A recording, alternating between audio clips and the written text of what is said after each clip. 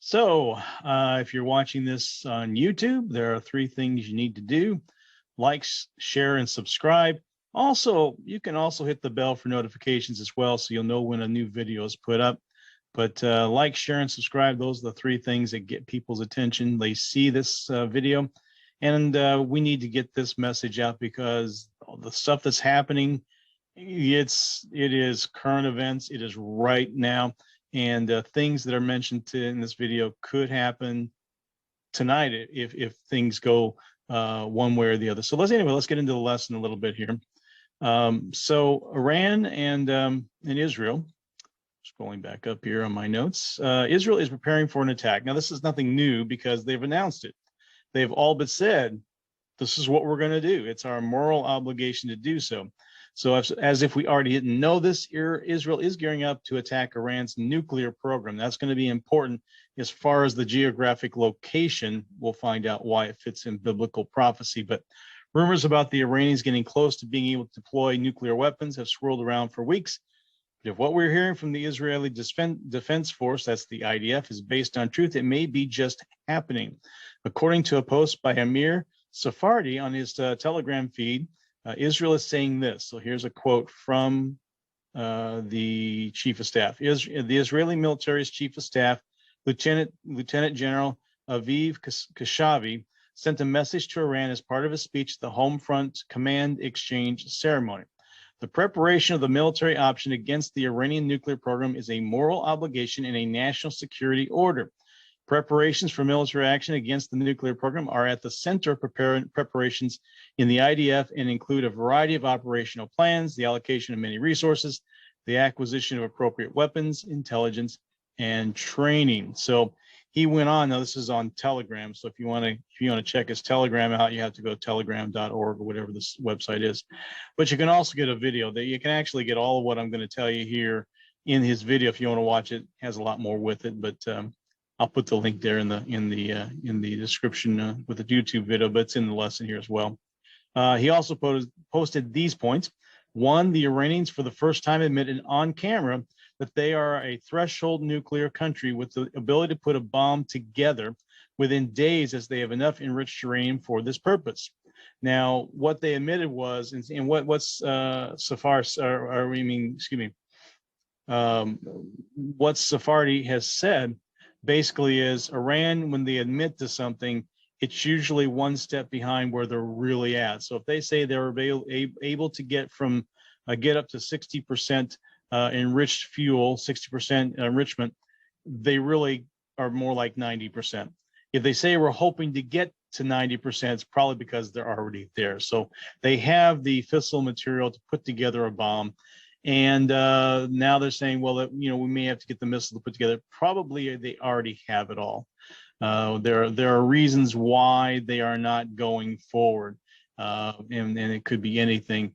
In any event, the second point he wanted to make, that the commander of the Israel army said in the speech yesterday that Israel's top mission is a military operation to not allow Iran to assemble the bomb. And that's in the quote you saw above there. Now, it's getting close in the Middle East to a war, and if the Bible is correct, other nations will be happy to join in the fray. Tonight, we're not going to talk about the Psalm 83 war in the entirety. We're just going to center on how it plays out in Iran or Persia, which was what was back then, what Iran was called back then.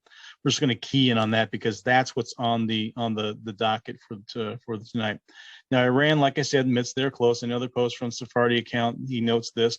Kamal Harazi, an advisor to Iran's supreme leader, tells Al Jazeera that his country has all the capabilities to develop nuclear weapons as a nuclear threshold country. If you say you're a nuclear threshold country, that means you could do it at any time. All the pieces are there. You just haven't done it yet. Put them together. And according to him, Iran is able to easily enrich uranium to a level of 90%, but for some reason it chooses not to. Now, in the YouTube video, Sephardi mentions both of these speeches in his explanation of what is next. He posits that Iran is buying time until they have all the pieces in place before they strike Israel, and to make it look like Israel is the aggressor. Here's a link to that video. You can, of course, read it later or listen to it later. The question, though, is this the next step to the Psalm 83 war to occur? Is it upon us? It very well could be. Now let's take a look at the foundation for the Iran-Persia playing a part in that particular war. As it turns out, not all of Iran will be involved with the nuclear program, and that's the reason why in the Psalm 83 description, not all of Iran is going to be attacked, and we'll see in the picture why. You'll figure it out. As they say, a picture is worth 1,000 words. Well, that's probably going to be true tonight.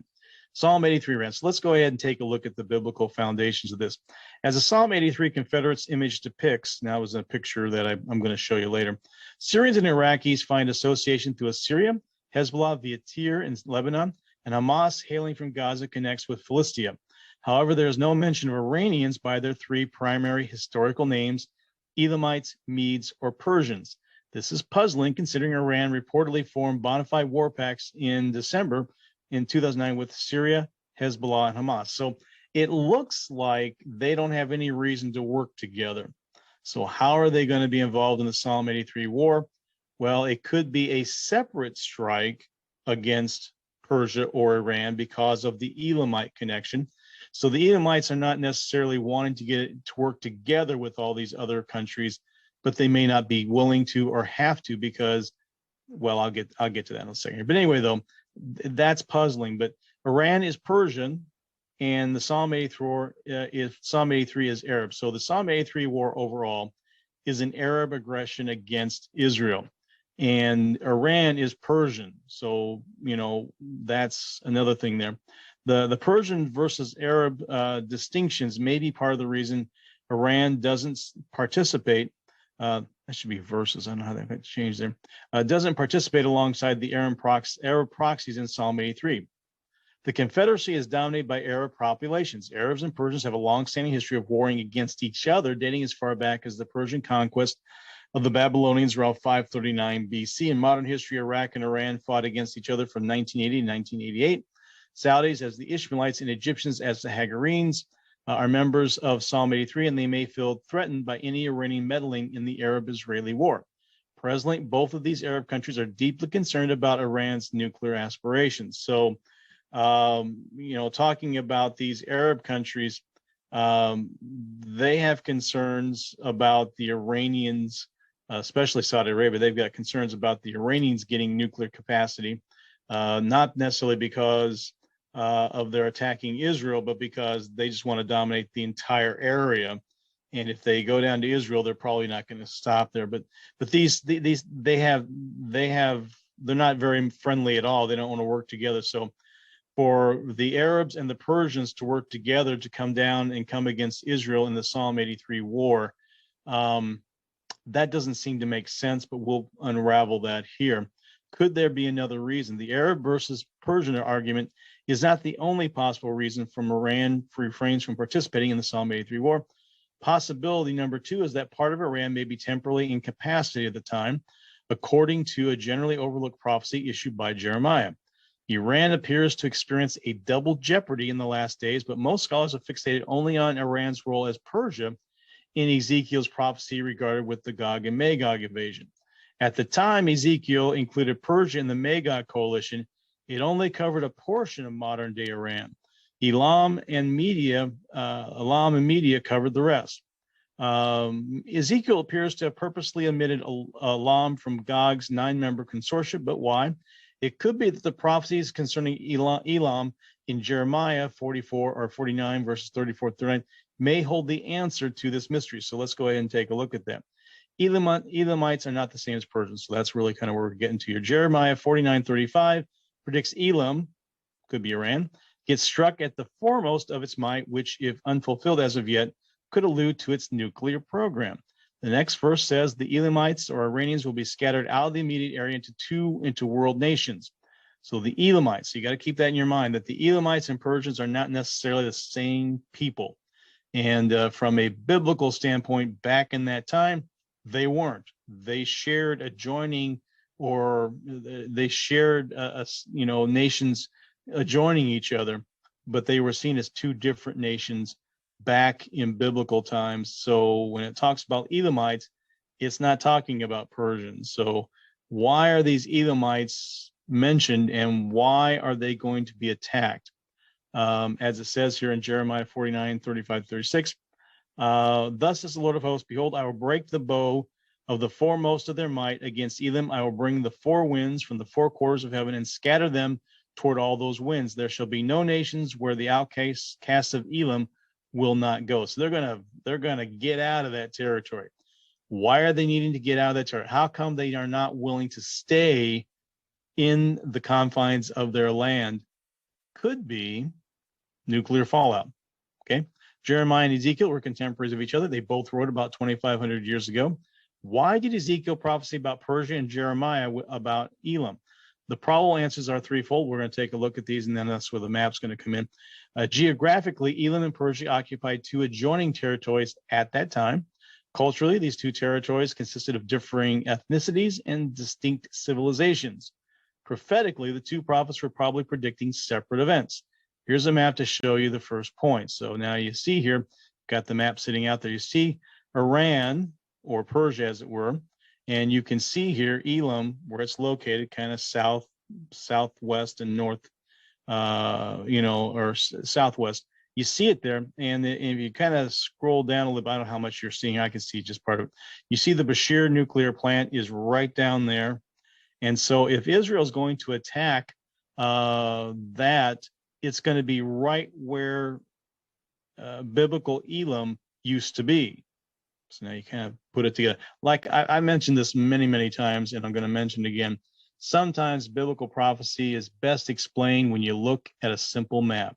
Like, say, when you talk about Turkey and Iran, or Turkey and Russia, why is Turkey forming an alliance with Russia? Well, why is Russia doing the same thing?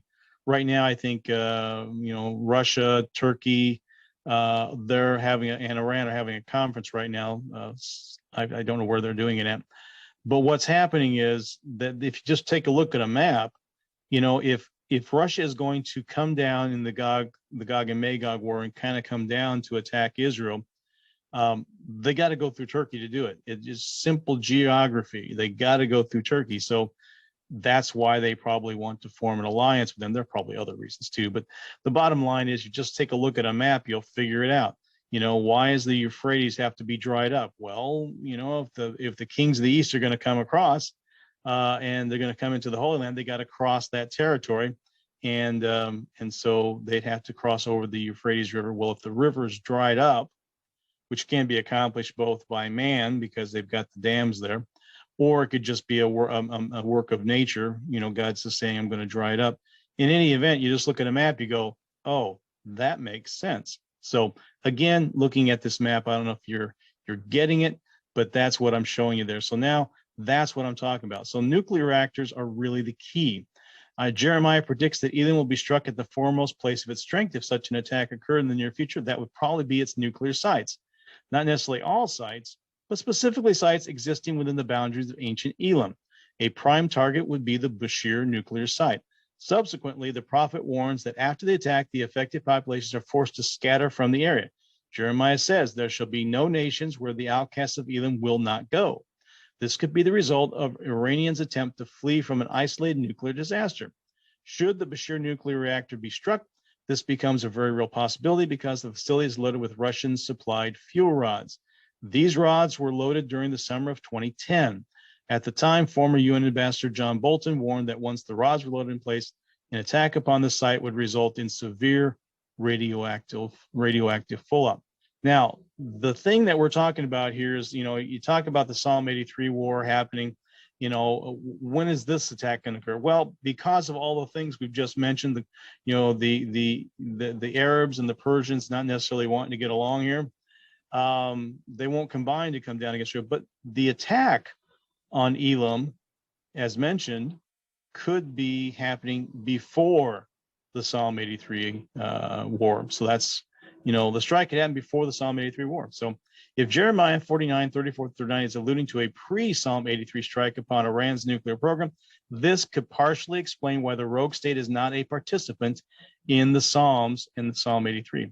Additionally, perhaps nuclear fallout causes only the Iranians from the central west coast to evacuate into other nations, which would still leave the preponderance of Persia, northern Iran, with some remaining shields and helmets to fight with Ezekiel 38. So if you talk about the war of Gog and Magog, it's getting into the weeds prophetically, but They are definitely mentioned in the War of Gog and Magog, and they would still have enough weaponry to fight back and to be a part of it, but they would need help. They don't have the nuclear capacity and capability, so that may be why Russia helps out.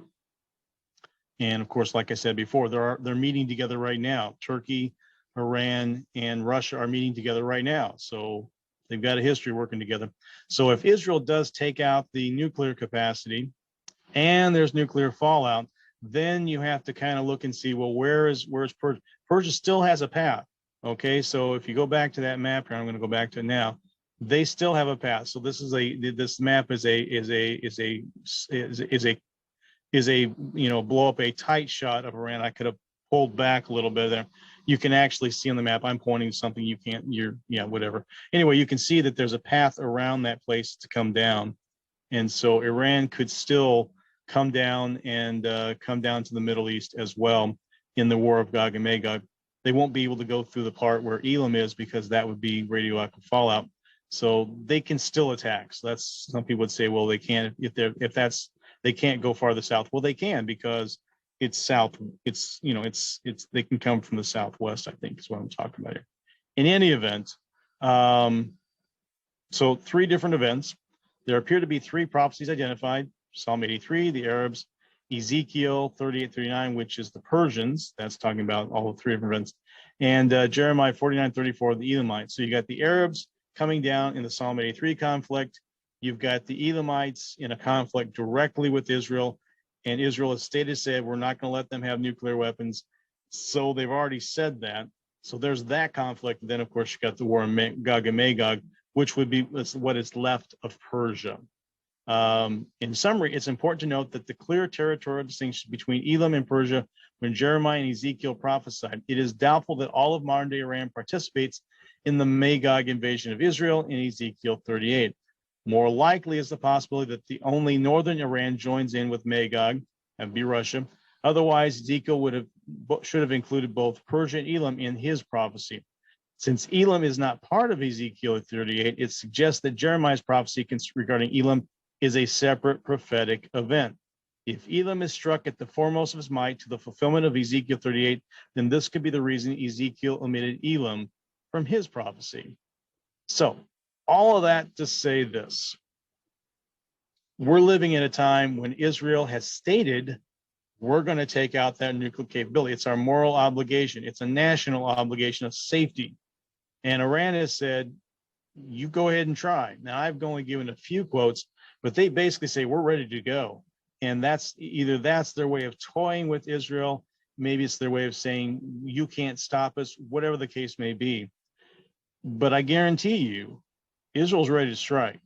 They may be doing another set of war games. They did the Chariots of Fire war games. And it's like, was that really just to get their military prepared for any eventuality? Or are they looking ahead saying, we're getting ready for you, Iran. We're coming to you right now. So you see, the Bible does talk about all these things, and it lines up pretty clearly. So if the attack on the Bashir nuclear sites takes them out and sets them back, at least, whatever, takes them out, sets them back, whatever the case may be, that paves the way for the other things, which is the Psalm 83 conflict, which is the Arabs come against Israel. And so we can see how they can all happen. Then, of course, the War of Gog and Magog would be the next thing, because the territories line up. And I could have gone into that, but I'm not going to. What I'm telling you is, it's coming close. We are seeing biblical prophecy being fulfilled in front of our eyes. So this then becomes a way to witness to people. If they don't see this, now you have the notes, you have the ability to say, look, let me show you, the Bible is unfolding prophetically in front of us right now. Can lead into other prophecies. You can talk about this, and see what happens is, if this does occur, the timeline is sped up. The timeline shows it to be true. And then you can see, well, now the Psalm 83 war is the next one. And then when that is fulfilled, that gives you the geography for Israel, the way it's described in Ezekiel 38, and all the other countries are lining up. Now, I'm also going to talk about well, I'm not going to talk about tonight, but some people see Germany as being involved in this. And right now, Germany and Russia, Russia's basically just said, we're not going to supply you with the natural gas that you need for your winter. And or even now, and you're seeing in Germany, they're already starting to think about how to ration things. And, you can't do this, you can't do that. Maybe, some of the things that we saw in the 70s with rationing on gas, they're already talking about that right now. So a lot of things are coming to pass. A lot of things are happening. We don't know all the exact details, but we do know this: the Israeli attack on Iran hits exactly where Edom is, and that's where the nuclear capabilities are, and that lines up exactly with the prophecy in Jeremiah states. So again, it's heating up there in the Middle East, as it is heating up just about everywhere else. But I just want you to know one last thing. It's not in the bottom of my notes, but I can tell you right now, God is still in control. All of these things are happening because they need to unfold the way God needs them to unfold. All this stuff is going to happen exactly like he's telling us, for at least one major reason. He's still in control, and don't you dare panic, and don't you dare get anxious for anything. Fear is a spirit, you cast it out, for we're not given to a spirit of fear, but love, power, and a sound mind. That sound mind part basically means you're balanced. You don't go too far left, too far right. You don't get too depressed. You don't get too prideful. You're right there in the middle. You're taking everything and you're keeping it balanced. Just understand that this is a witnessing opportunity. It's also a way for us to be able to see that God is in control because he told it beforehand. And we can also pray for the peace of Jerusalem. That's also sitting out there as well, because we do know, and I didn't go into as far as this, but Israel will suffer a setback in the Psalm 83 war, but then they will recuperate. They'll come back. So again, it's all playing out just as Jesus and God says it was going to pan out.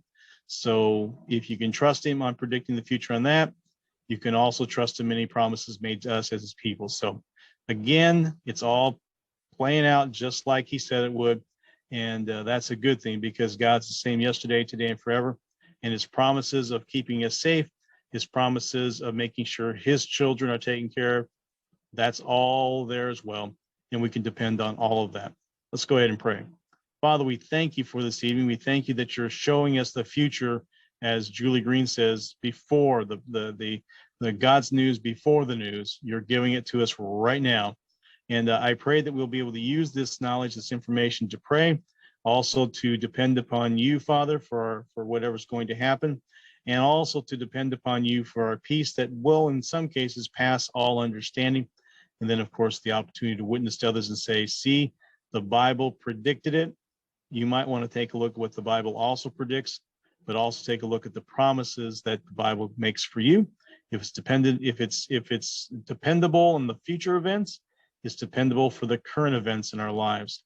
So I pray you do what we said, pray for the peace of Jerusalem, and also pray for peace in our hearts as we see this unfolding. We know that, God, you are still in control. In Jesus' name, amen.